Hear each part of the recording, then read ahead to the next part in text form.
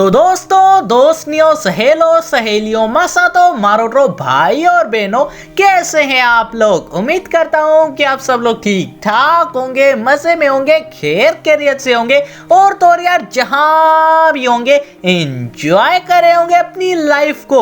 अस्सलाम वालेकुम प्यारो, मेरा नाम है कैफ अली और आप देख रहे हैं तालीम का। दोस्तों, इंसान अपने माजी को नहीं भुला सकता और भूलना भी नहीं चाहता। अरे फिजिक्स के बुक्स में न्यूटन को देख लो या फिर ग्रेविटी की किताबों में आइंस्टाइन को। अब एक चीज हो गई भूल जाओ, कुछ नई इन्वेंशंस पढ़ाओ, लेकिन नहीं, इन्हें तो 1922 का हड़प्पा सिविलाइजेशन पढ़ाना है। वैसे अगर इतने सारे इंस्टीट्यूट पढ़ा सकते हैं जो कि बहुत ही बोरिंग होते, तो यार एटलीस्ट मैं आपको सुना तो सकता ही हूँ। जी हाँ दोस्तों, आज की वीडियो वर्ल्ड के ओल्डेस्ट कंट्रीज के बारे में। तो चलिए शुरू करते हैं अपना काउंटडाउन।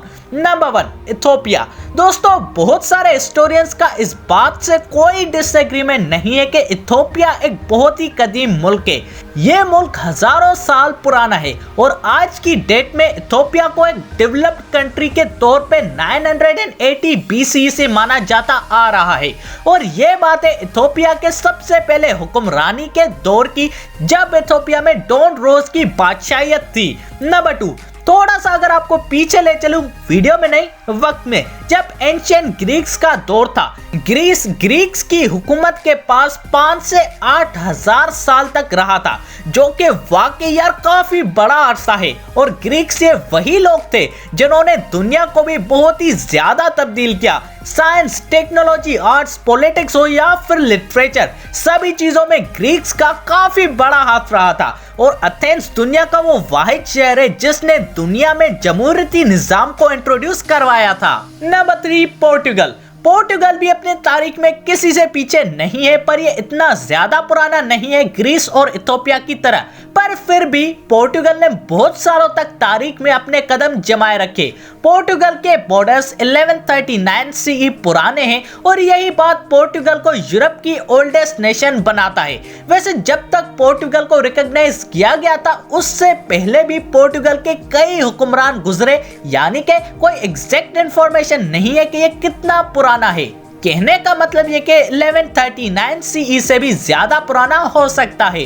Number 4 Japan. दोस्तों, जापान की तारीख दुनिया के पुराने तारीखों में से एक मानी जाती है। जापान देखकर शुरू हुआ था चाइनीज लिटरेचर पे तकरीबन 300 CE में। इस मुल्क ने तारीख में भी बहुत ही सफर किया है और तारीख के बाद भी सफर किया था 20th सेंचुरी में। और जिनको नहीं मालूम तो उनको भी बताता चलूं कि जापान एटॉमिक अटैक्स के बाद भी आज दुनिया के बेहतरीन मुल्कों में माना जाता है। Number 5 Egypt. इजिप्ट जिसको कई अरसे तक मिस्र के नाम से बुलाया गया था। इजिप्टियन कल्चर अगर देखा जाए तो वाकई कदीम है, तकरीबन 6th मिलेनियम BCE तक। और यही नहीं बल्कि मुस्लिम्स का एक नबी जो कि दुनिया में खूबसूरती का मिसाल रहा था, हजरत यूसुफ, उसने भी मिस्र की कदीम सल्तनत पे हुक्मरानी की थी। और ये बात एक पुख्ता सबूत देती है कि मिस्र एक वाकई कदीम मुल्क है। और सिर्फ कदीम ही नहीं बल्कि उस दौर का दुबई भी माना जाता था।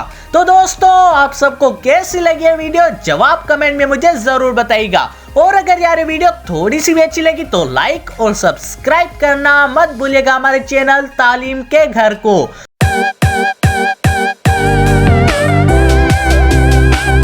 और दोस्तों, इसी के साथ अपने भाई को दीजिए इजाजत। अल्लाह हाफिज।